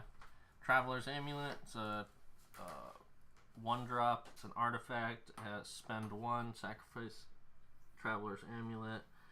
Search your library for a basic land card. Reveal it. Put it into your hand. Then shuffle. Why doesn't this just cost 2? What do you mean? Like, it has no other abilities other than this one where you sacrifice it. So why doesn't it just cost 2 and then... Let's say you only have 1 mana to play. Oh, okay. And then next turn you can... Gotcha. Okay. That card's been around the block a few times. Advanced Stitchwing is a 5-drop. It's a creature. It's a zombie horror. Has flying. And spend 3, discard 2 cards, return Advanced Stitchwing from the graveyard to the battlefield. Improvement is a consequence of practice. What? Yeah, it's a great line. But it's not necessarily a consequence. It's a benefit. So it's all a matter of perspective, right? Yep. Carrier Thrall. Got Enoch Bondkin again. Got another Eel Umbra. Pulled this in a previous stream. 10th District Legionnaire. Living Lightning. Pretty sure I pulled this one. 4-drop Creature Elemental Shaman. Living Lightning dies. Return target instant. Sorcery card from your graveyard to your hand. Gnarlback Rhino. I'm almost certain I pulled one of these, right? So Probably. It's a common, right? Or is it uncommon? Can't tell. Common. I forget. What is it? Black common and silver uncommon. Gnarlback Rhino is a 4-drop creature. Rhino trample. Whenever you cast a spell that targets Gnarlback Rhino, target a card. Again, I think very on theme with Mr. Swamp Thing. Ooh, that is gross. Oh, that's a great worm. It what's funny is this is a worm, like WORM. Yeah. So both worms and worms exist in this universe. I think the WORM, WURM, and WYRM. I think it's 3 different things. Interesting. So there's multiple. That looks like a grub. Slimy, yet delicious. Avon Initiate? That was the other word. Oh, so that's the one that, the embalmed creature. That's its... Oh, embalmed okay, version. cool. That's super cool. That Comes is. back as a mummy. Cryptic Spires. Oh, got another Auger Spree. I'm pretty sure we already pulled one of these foil already, too. Yeah. Deranged Assistant. I don't think we pulled a foil, but this one really looks nice as a foil. I wonder who decides what parts of the card gets accented. Yeah, that is a good question. But remember, each set kind of has its own different foiling as well. Alright. Deranged Assistant. And then our first rare is... Drumroll, please. Renin 6. Ooh! Alt art, full art, borderless. Is this a good one? Yes! Oh, damn. Yes, Chris. Not as good as Dockside Extortionist, though. Probably not anymore. Renin 6. Still a $35 card. Damn. This is also just gorgeous. Actually, I lied. It's 25. Okay. Still, that's a hit off the box total. Yeah. It goes from anywhere from 25 to 35, I guess. Damn. So, Mythic Rare. This is really good. Renin 6. It's legendary planeswalker. Ren. Who's 6? The plant monster in the background? Yeah. Ren's an interesting planeswalker. It's a dryad. You know how dryads inhibit trees? Oh, okay. But it's like a burning elemental, so it's the creature it has a symbiotic relationship, slowly dies and passes away. Okay. Ren's a huge player in destroying the Phyrexian world tree, the one that bridges. Oh, cool. Technically, that tree becomes Renin 8, you would say. Oh, wait, what is the and 6? That's the 6th, and then that one dies, and Renin 7 become a new thing. Okay. And then Ren has to inhabit the Phyrexian tree. Which is Renin 8? Technically. Okay. There never was a card for it, because Ren dies by doing so. So, Renin 6, Legendary Planeswalker. Ren, return up to 1 target land card from your graveyard to your hand. Is its +1 ability. Its -1 ability. Renin 6 deals 1 damage to any target. Its -7 ability. You get an emblem with an instant and sorcery cards in your graveyard have Retrace. What is Retrace? Oh, you can cast some from your graveyard for the same mana cost. Alright, we sleeve it It's up. like flashback, basically, but... What's that? Renin 6, there's so many reasons why it's good. One, it's a 3 mana planeswalker, which you don't often see. Why? What do they usually cost? Oh, sorry, it's a 2 mana planeswalker. Usually planeswalkers are 3 or more, typically 4 or more. But a 2 mana planeswalker, if you have fetch lands, the ability to return your fetch lands to your hand is huge. Huge. Renin 6 is great planeswalker, still sees plenty of play today, and, great pull. Oh, so fetch lands are the ones that you discard or sacrifice and then go get another. Yep. Gotcha. But with Renin 6, you're going to have the ability to return those fetch lands to your hand every turn. Alright, final mythic rare of the... Or, sorry, final he's calling it. rare of the night. Yeah, I am. Nope. Sorry, it was a rare. I shouldn't have gone back on it. It was Schrodinger's mythic rare up until I said something. Abzan Ascendancy is a 3-drop. It's an enchantment. When Abzan Ascendancy enters the battlefield, put a +1/+1 counter on each creature you control. Whenever a non-token creature you control dies, Create a 1/1 white spirit creature token with flying. That's not bad. No, it's not. It again, Asban's all about adding 1/1 stuff, so it's a nice, like, again, that's another card from Tarkir, Mm-hmm. and it fits the theme of that. Well, I was gonna say pick one, but I feel like because we did so many of these the other day, we gotta do that. Oh, what is that? Alright, and it's for tonight's bonus pack. We're gonna do Streets of New Capenna, which I don't know anything about. It's a bootlegging gangster. I was literally about to say, it looks kind of gangster. Okay, that's super cool. Think Prohibition era kind of gangsters. Oh, and it's a set booster, so we're gonna have an art card in here, which is great. And potentially a list. Oh yeah. There aren't list cards in, or are there? Play boosters? No, in these, because all of them are list cards, pretty much. Yeah, no, you can only get list cards and set boosters. My question is, can you get them in play boosters? Probably.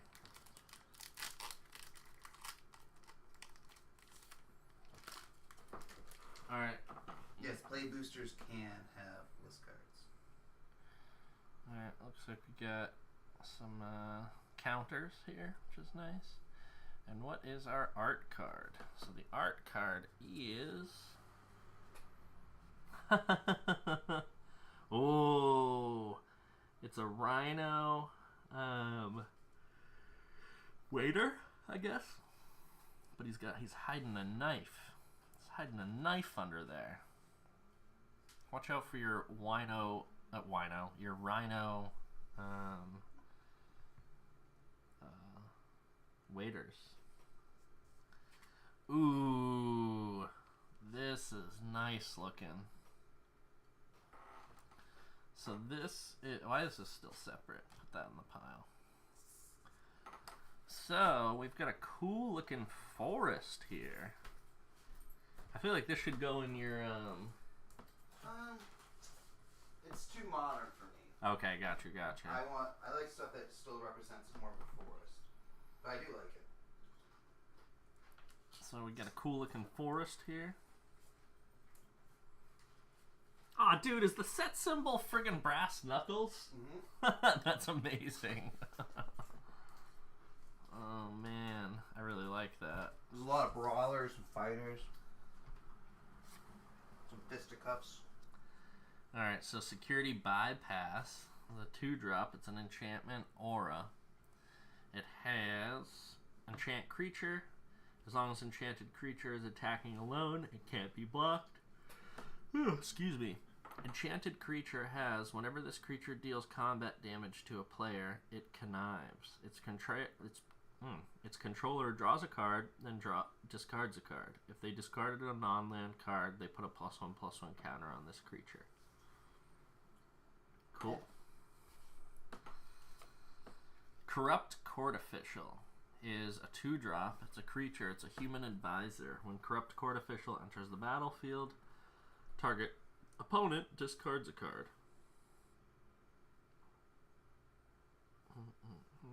That's cool. I wouldn't call what they have here a justice system. More like an auction.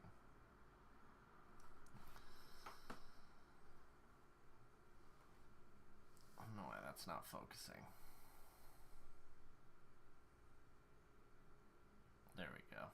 Just gotta hold it a little lower. Maybe I shouldn't have pulled the camera down, but that's alright. So, Disdainful Stroke is a 2-drop. It's an instant. Counter target spell with mana value 4 or greater.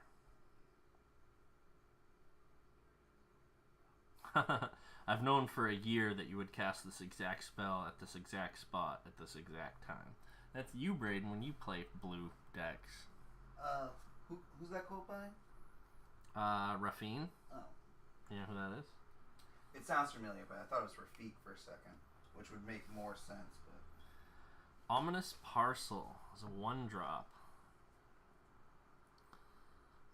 It's an artifact. It's spend 2, tap it, sacrifice Ominous Parcel, search your library for a basic land card, reveal it. Excuse me. Put it into your hand, then shuffle. Spend 5, tap it, sacrifice Ominous Parcel. It deals 4 damage to target player. So it's kind of just you choose which one you want to do. The rest of Anello's assistant arrived over the following week. That's funny. You call that trash. Damn, that's effed. That's effed up. Riveteer's Decoy. It's a 2-drop. It's a creature. It's a human warrior. Riveteer's Decoy must be blocked if able. Has Blitz. Spend 3 in a forest. If you cast the spell for its Blitz cost, it gains haste. And when this creature dies, draw a card. Sacrifice it at the beginning of the next end step.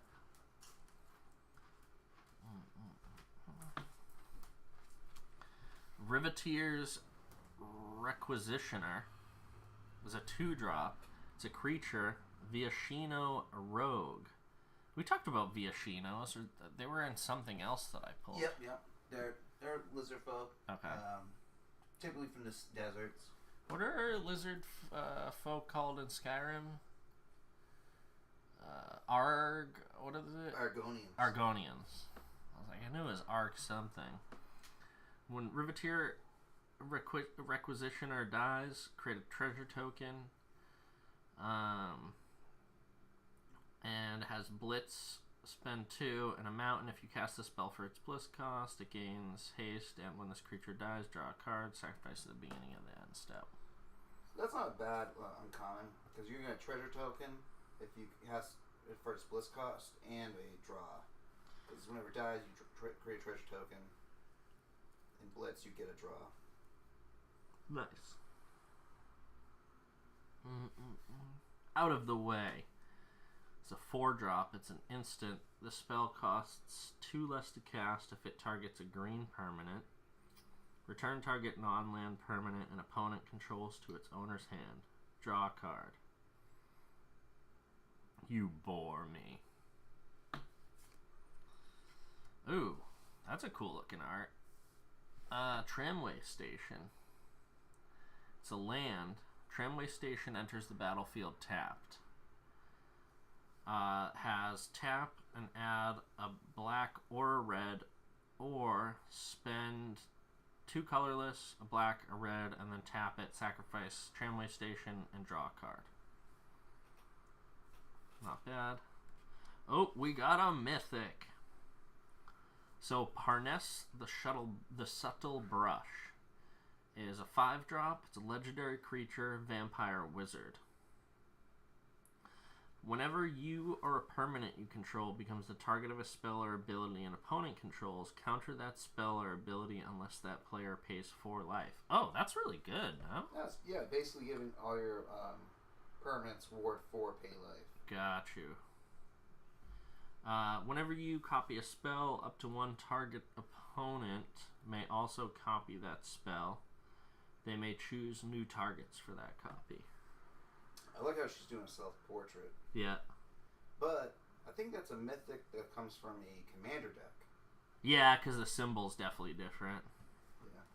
That's definitely probably a commander. And then we've got, looks like a rare, Sanguine Spy.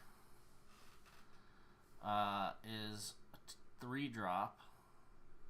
As a creature, vampire rogue. Has actually Menace Lifelink. What is Menace again? He has to Be blocked by 2 or yeah. okay. Spend 1, sacrifice another creature. Look up the top card of your library. You may put that card into your graveyard. At the beginning, why does it say sacrifice another creature? Can't sacrifice it. Okay, got you. At the beginning of your end step, if there are 5 or more mana type values among cards in your graveyard, you may pay 2 life. If you do, draw a card. Its second ability, besides Menace Lifelink, its second ability is not bad. The first one's kind of terrible. Yeah. But it is a sack outlet, and yet some decks need a sacrifice outlet. Oh.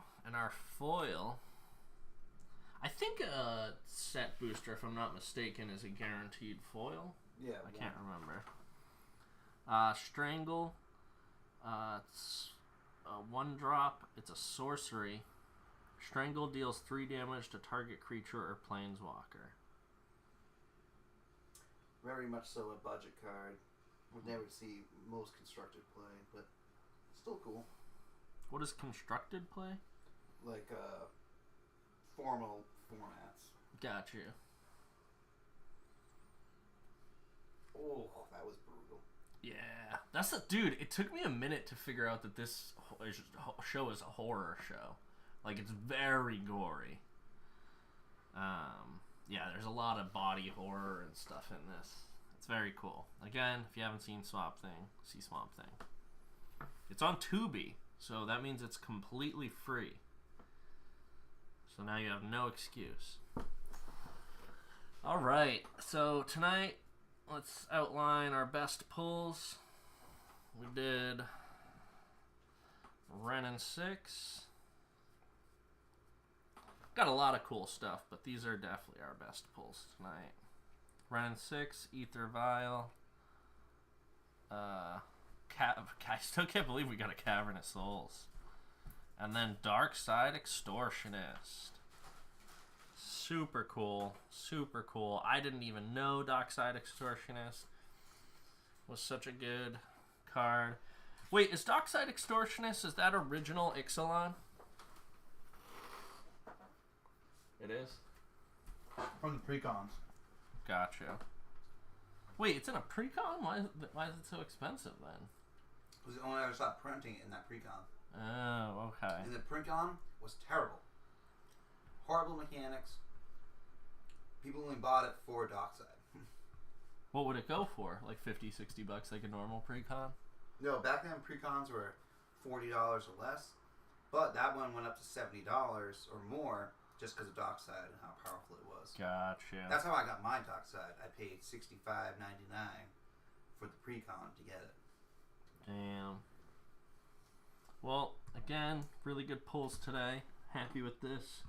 Have to send these over to Al so he knows that we're getting good stuff.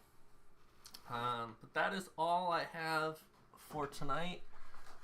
Next Monday or Tuesday, I will be doing the final 7 packs. And then again, one more bonus pack. And then it will be probably Fallout after that. I think I need to do Fallout since that's fresh on everybody's brains. And I'm playing Fallout 3 right now, so I might know a little bit more. I think that's actually what I was gonna do, is wait until I had played 3 and New Vegas, so I had a little bit more context, but I don't know. It might be fun to do next. If I don't, it'll be Ixalan, definitely. What about the next mystery box? Oh, true. I don't know when I'll do that one. Maybe this weekend? Sandwich a little stream in there.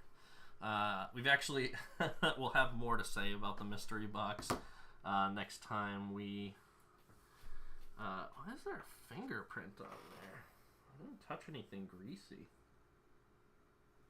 Damn. Yes. We have some comments about the mystery box next time we do an opening on one. But, yeah. That's all we got for tonight. Brent, Elsa, I think that's everyone who's out there. Thank you so much for hanging out. Love y'all. And I will see you all at a later time. Brent, I unfortunately will not see you at D&D this week. I'm going to go do some tech work, but yeah, let's make plans to play some board games. So, alright, love y'all. Good night. Braden, want to say goodbye? Peace up, y'all. Peace, peace, peace. Alright, good night, y'all.